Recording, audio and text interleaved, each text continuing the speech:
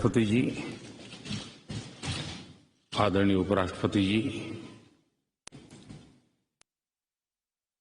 आदरणीय स्पीकर महोदय, मंच पर विराजमान सभी वरिष्ठ महानुभाव और सदन में उपस्थित संविधान के प्रति समर्पित सभी भाइयों और बहनों, आज का दिवस बाबा साहब आम्बेडकर, डॉक्टर राजेंद्र प्रसाद जैसे दूरंदेशी महानुभावों को नमन करने का है। आज का दिवस इस सदन को प्रणाम करने का है, क्योंकि इसी पवित्र जगह पर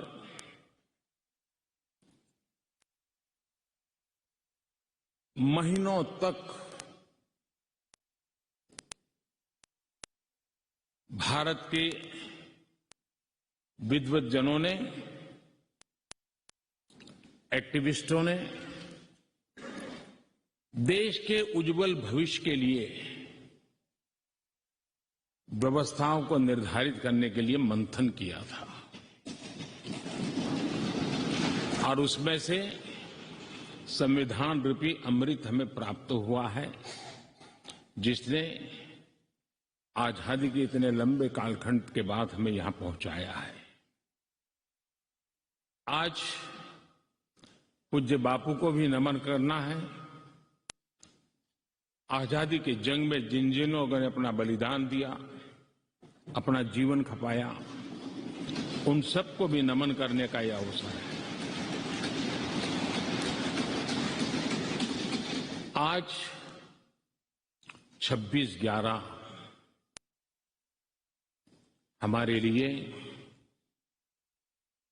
एक ऐसा दुखद दिवस, जब देश के दुश्मनों ने देश के भीतर आकर के मुंबई में वैसी आतंकवादी घटना को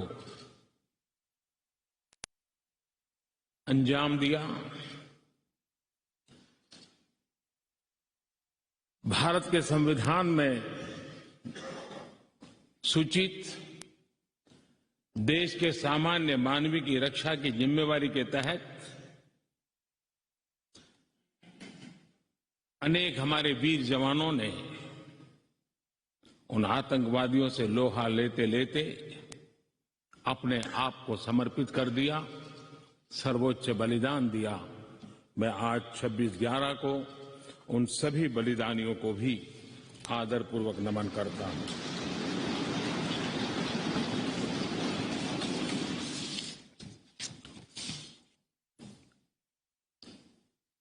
आदरणीय महानुभाव,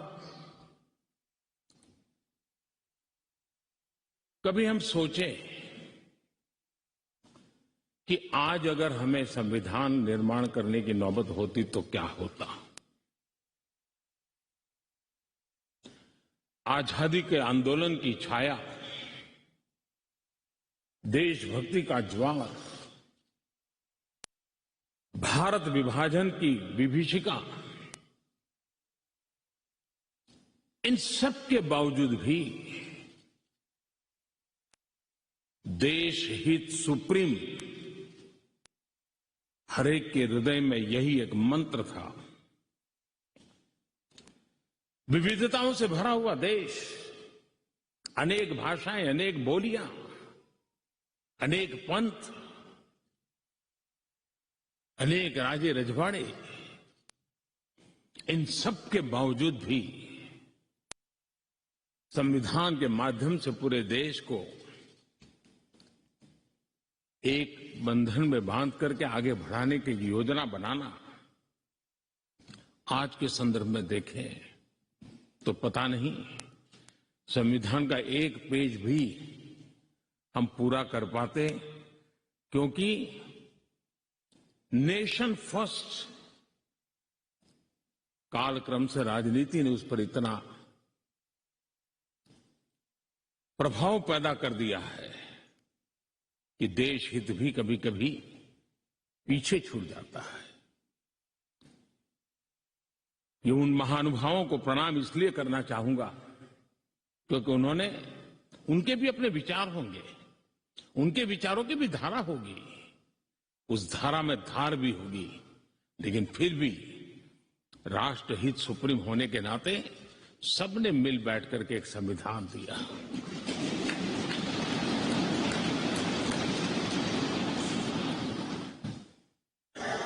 साथियों, हमारा संविधान ये सिर्फ अनेक धाराओं का संग्रह नहीं है। हमारा संविधान सहस्त्रों वर्ष की भारत की महान परंपरा, अखंड धारा, उस धारा की आधुनिक अभिव्यक्ति है।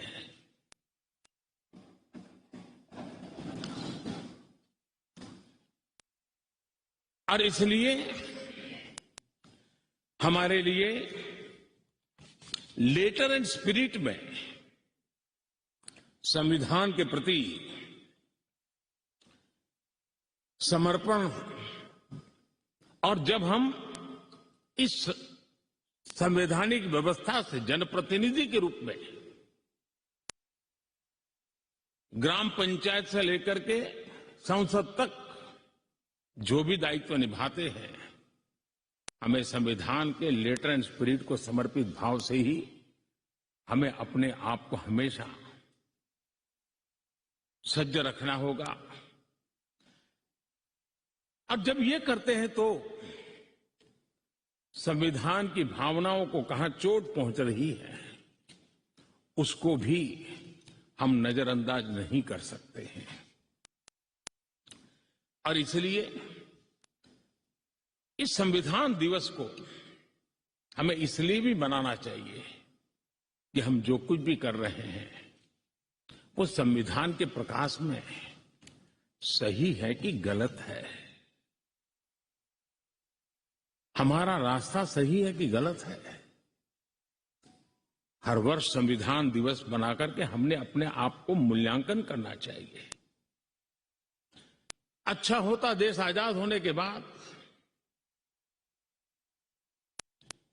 26 जनवरी प्रजासत्ताक पर्व की शुरुआत होने के बाद हमें 26 नवंबर को संविधान दिवस के रूप में देश में मनाने की परंपरा बनानी चाहिए थी, ताकि उसके कारण हमारी पीढ़ी दर पीढ़ी संविधान बना कैसे, कौन लोग थे इसको बनाते थे, किस परिस्थितियों में बना, क्यों बना, हमें संविधान कहां ले जाता है, कैसे ले जाता है, किसके लिए ले जाता है, इन सारी बातों की हर वर्ष अगर चर्चा होती है तो संविधान जिसको दुनिया ने एक जीवंत इकाई के रूप में माना है, एक सामाजिक दस्तावेज के रूप में माना है, विविधता भरे देश के लिए ये एक बहुत बड़ी ताकत के रूप में पीढ़ी दर पीढ़ी अवसर के रूप में काम आता। लेकिन कुछ लोग इसे चूक गए। लेकिन जब बाबा साहब आंबेडकर के 125वीं जयंती थी, हम सबको लगा कि इससे बड़ा पवित्र अवसर क्या हो सकता है कि बाबा साहब आंबेडकर ने इस देश को जो बहुत बड़ा नजराना दिया है उसको हम हमेशा हमेशा के लिए स्मृति ग्रंथ के रूप में याद करते रहें। और इसी में से, और मुझे याद है जब सदन में इस विषय पर मैं बोल रहा था 2015 में बाबा साहब आंबेडकर की 150वीं जयंती के निमित्त इस काम की घोषणा करते समय, तब भी विरोध आज नहीं हो रहा है, उस दिन भी हुआ था कि 26 नवंबर कहां से ले आए, क्यों कर रहे हो, क्या जरूरत थी।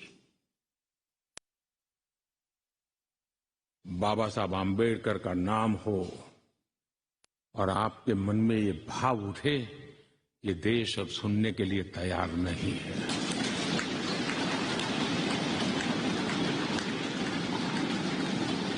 और आज अब भी बड़ा दिल रख करके खुले मन से बाबा साहब आम्बेडकर जैसे मनीषियों ने देश को जो दिया है, इसका पुण्य स्मरण करने की तैयारी न होना, ये भी एक चिंता का विषय है। साथियों, भारत एक संवैधानिक लोकतांत्रिक परंपरा है। राजनीतिक दलों का अपना एक अहम महत्व है और राजनीतिक दल भी हमारी संविधान की भावनाओं को जन जन तक पहुंचाने का एक प्रमुख माध्यम है। लेकिन संविधान की भावना को भी चोट पहुंची है। संविधान के एक एक धारा को भी चोट पहुंची है जब राजनीतिक दल अपने आप में अपना लोकतांत्रिक कैरेक्टर खो देते हैं। जो दल स्वयं लोकतांत्रिक कैरेक्टर खो चुके हो, वो लोकतंत्र की रक्षा कैसे कर सकते हैं?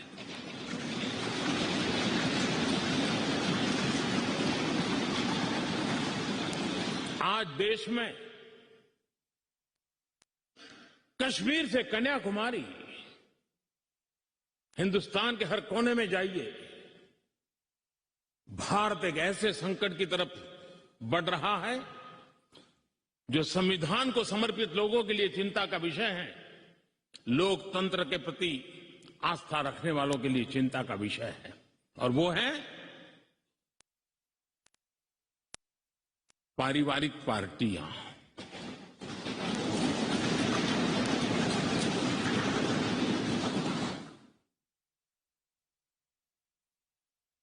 राजनीतिक दल, party for the family, party by the family,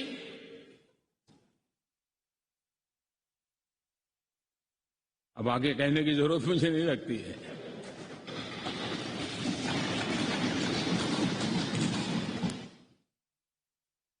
Kashmir से कन्याकुमारी हरी राजनीतिक दलों की तरफ देखिए,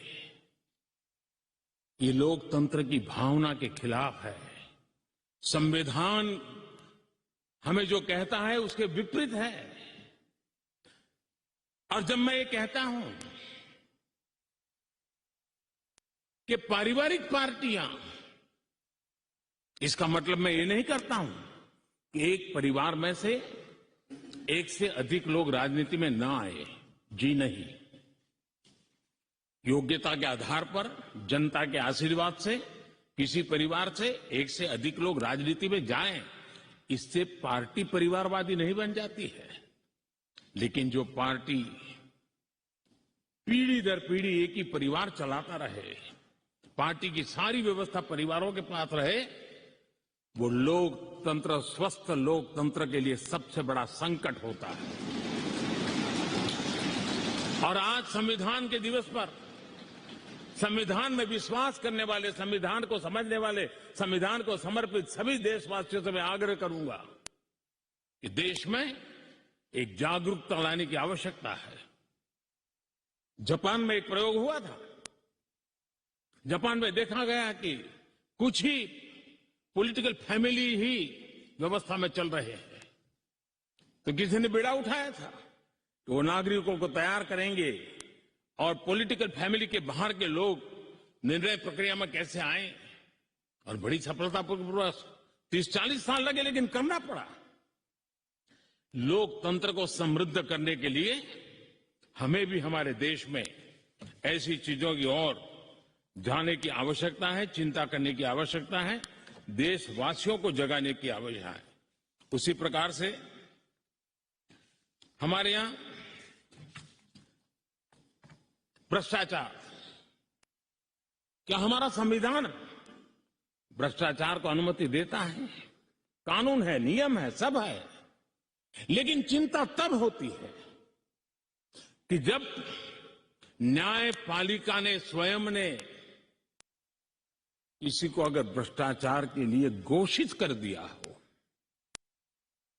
भ्रष्टाचार के लिए सजा हो चुकी हो, लेकिन राजनीतिक स्वार्थ के कारण उसका भी महिमा मंडन चलता रहे, भ्रष्टाचार को नजरअंदाज करके सिद्ध हुई हकीकतों के बावजूद भी जब राजनीतिक लाभ के लिए सारी मर्यादाओं को तोड़कर, लोक लाज को तोड़ करके उनके साथ बैठना उठना शुरू हो जाता है, तो देश के नौजवान के मन में लगता है कि अगर इस प्रकार से राजनीति के क्षेत्र में नेतृत्व करने वाले लोग भ्रष्टाचार में डूबे हुए लोगों की प्राण प्रतिष्ठा कर रहे हैं, मतलब उनको भी वो रास्ता मिल जाता है कि भ्रष्टाचार के रास्ते पर चलना बुरा नहीं है। 2-4 साल के बाद लोग स्वीकार कर लेते हैं कि हमें ऐसी समाज व्यवस्था खड़ी करनी है।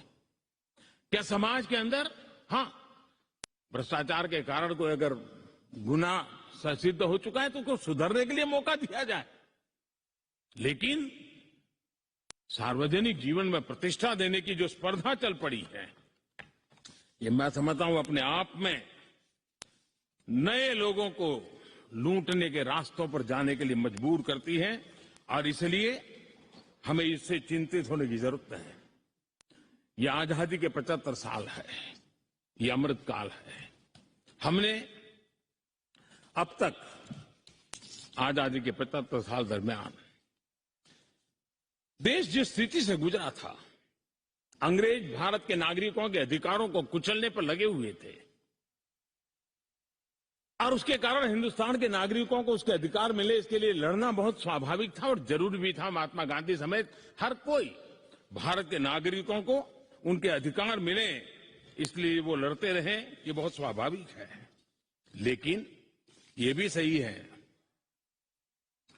कि महात्मा गांधी ने आजादी के आंदोलन में भी अधिकारों के लिए लड़ते लड़ते भी देश को कर्तव्य के लिए तैयार करने के लिए लगातार कोशिश की थी। उन्होंने भारत के नागरिकों में उस बीज को बोने की लगातार कोशिश की थी कि सफाई करो,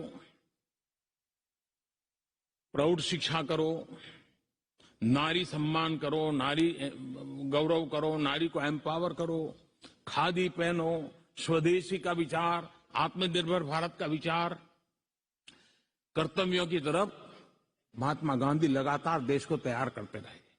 लेकिन आजादी के बाद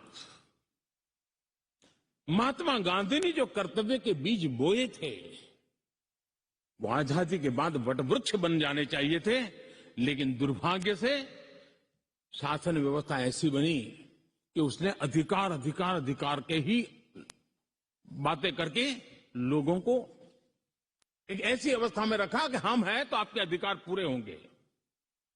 अच्छा होता देश आजाद होने के बाद कर्तव्य पर बल दिया गया होता तो अधिकारों की अपने आप रक्षा होती।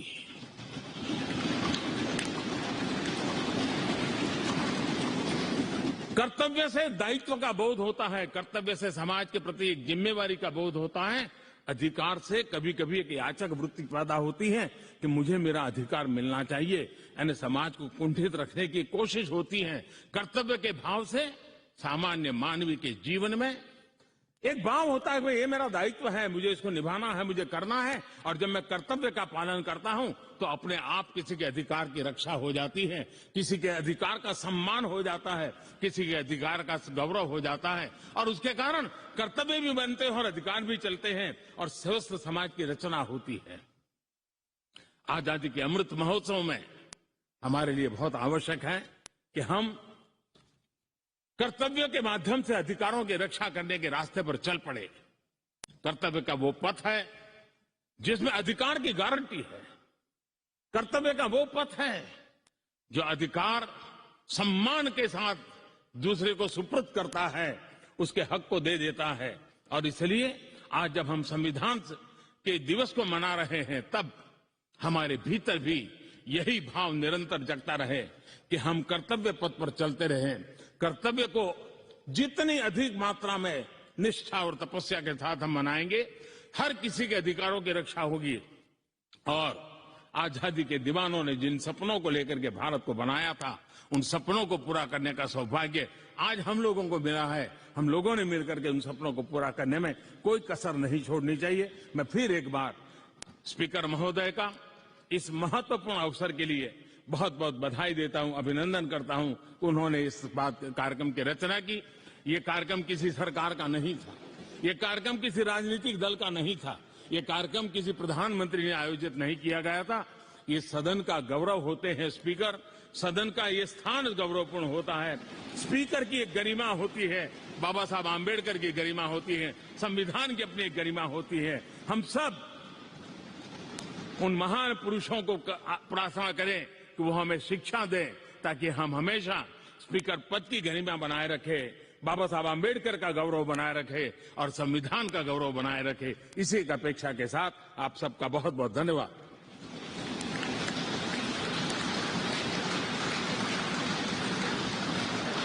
धन्यवाद माननीय प्रधानमंत्री जी। अब मैं आग्रह करती हूँ माननीय उपराष्ट्रपति जी एवं राज्यसभा के सभापति श्री एम वेंकैया नायडू जी से कि वे विशिष्ट सभा को संबोधित करें।